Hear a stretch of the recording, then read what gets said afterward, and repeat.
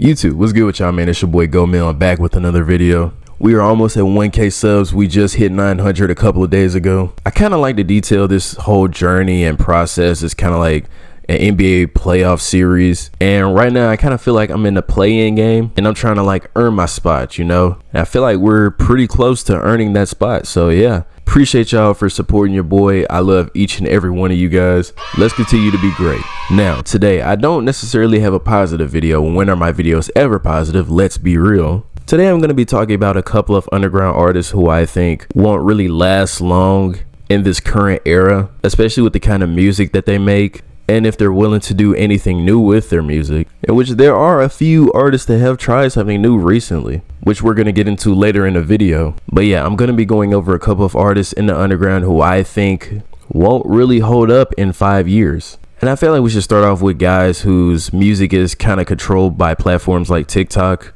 We should talk about guys like Young Chris and Cash Dami. Unironically, when I was first getting back into the underground and seeing who was all coming up, when I recognized who King Carson was, Opium was, and all this other stuff, I actually came across Cash Dami on SoundCloud, and a couple of his songs had some numbers on them, so I decided to check him out. Needless to say, I was kind of disappointed. I just kind of felt like he was a low energy doo-wop clone. And hey, I mean, there's nothing much wrong with that. I mean, a lot of guys are inspired by doo-wop. Like, I'm not even kidding. The entire Underdog album was the sound for the underground in like the next 2 to 3 years. And for Young Chris, it's funny that people use this term to describe certain music. It's hilarious, but it's so accurate at the same time. He's just in that pile of guys who make fast food music that people just will get tired of instantly. Once you've heard one Young Chris song, you've heard them all.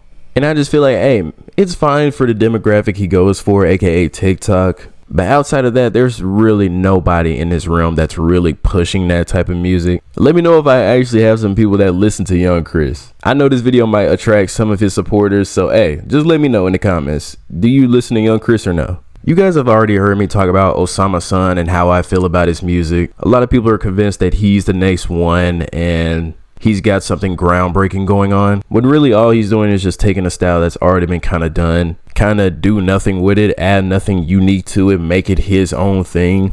And I preach this so much with artists. If you're going to take somebody's style or copy what another person does, make it your own thing and perform it to the best of your ability to where people can recognize, oh, that's him. Remember when Cochise literally made a career off of Carti's baby voice? Yeah, that's what I'm talking about. I feel like you can kind of throw Tana into this pile as well, but at the same time, he's kind of showed glimpses of potential. He's already gotten kind of cosigns from bigger name artists out there. So yeah, I feel like if he wanted to, Tana could probably get himself out of that kind of niche spot with all of the rest of those guys.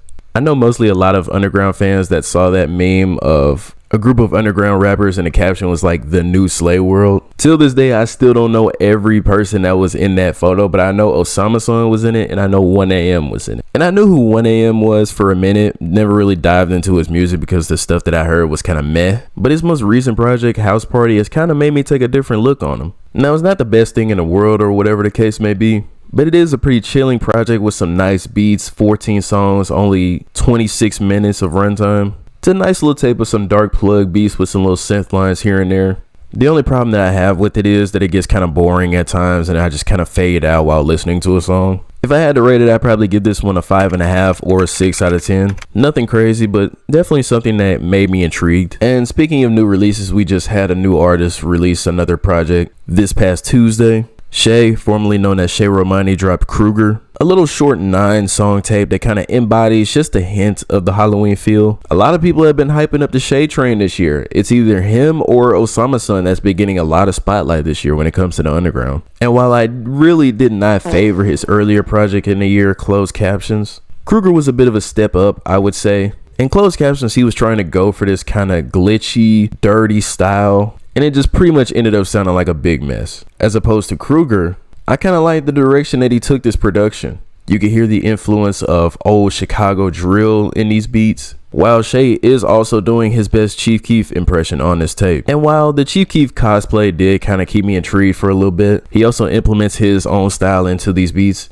And it just kind of made me feel like overall Shay really isn't fit for this type of production. And don't get me wrong, there are a few songs on here that are kind of passable, that are overall enjoyable, but I just don't think this really fits him. And there's nothing wrong with that. At least Shay is really out here experimenting instead of relying on like a TikTok hit. I can kind of respect that about him.